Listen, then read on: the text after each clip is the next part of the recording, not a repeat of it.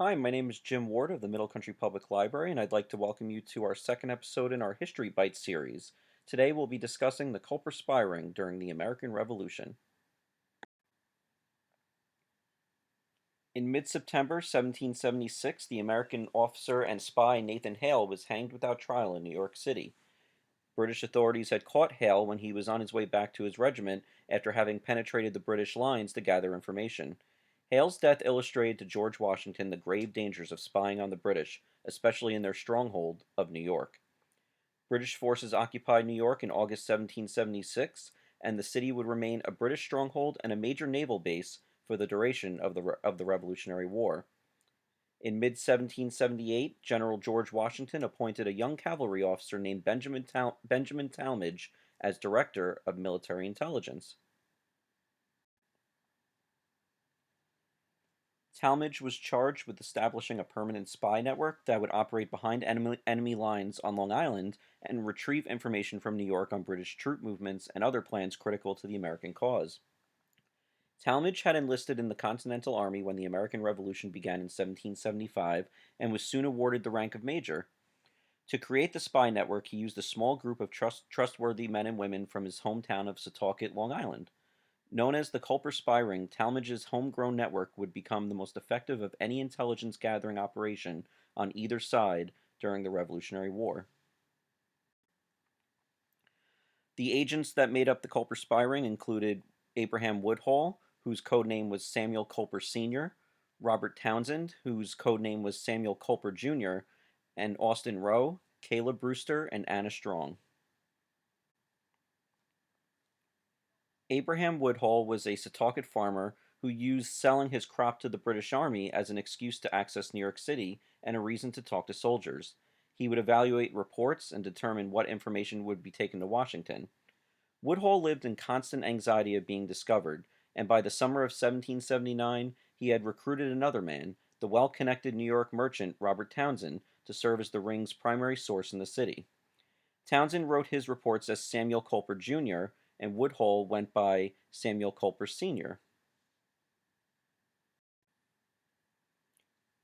Robert Townsend was an important informant who posed as a loyalist coffee shop owner and merchant while working as a society journalist. As a reporter, Townsend was able to obtain information from the British at society gatherings. Robert could even move about the coffee houses, social events, shops, and docks of Manhattan, eavesdropping and observing British troop movements without arousing suspicion.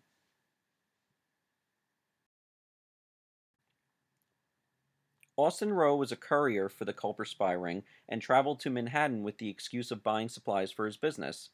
After he entered Townsend's establishment, the messages he received were then hidden in goods that Rowe took back to Setauket and hid on a farm belonging to Abraham Woodhull, who would later retrieve the messages. Caleb Brewster was an expert seaman. He was especially familiar with the many intricacies of the northern Long Island coastline. His main task during the Revolution was commanding a fleet of whaleboats against British and Tory shipping on Long Island Sound. Brewster's role was to transport information across the Sound from Long Island to Tallmadge. Frequently, Brewster then sailed back to Long Island to deliver whatever reports and supporting documents Tallmadge gave him to give to another courier who then relayed them to Washington via a network of other couriers. A local Setauket woman and Woodhull's neighbor Anna Smith Strong was also said to have aided in the spy ring's activities. She reportedly used the laundry on her clothesline to leave signals regarding Brewster's location for meetings with Woodhull. It is said that she would hang a black petticoat on her clothesline that Caleb Brewster could see in order to signal him to retrieve the documents. Strong indicated which cove Brewster should land at by hanging up handkerchiefs to designate the specific cove. The spy ring utilized a number of protective measures. Talmadge gave his informants pseudonyms and invented a numerical substitution system to identify his informants rather than use names.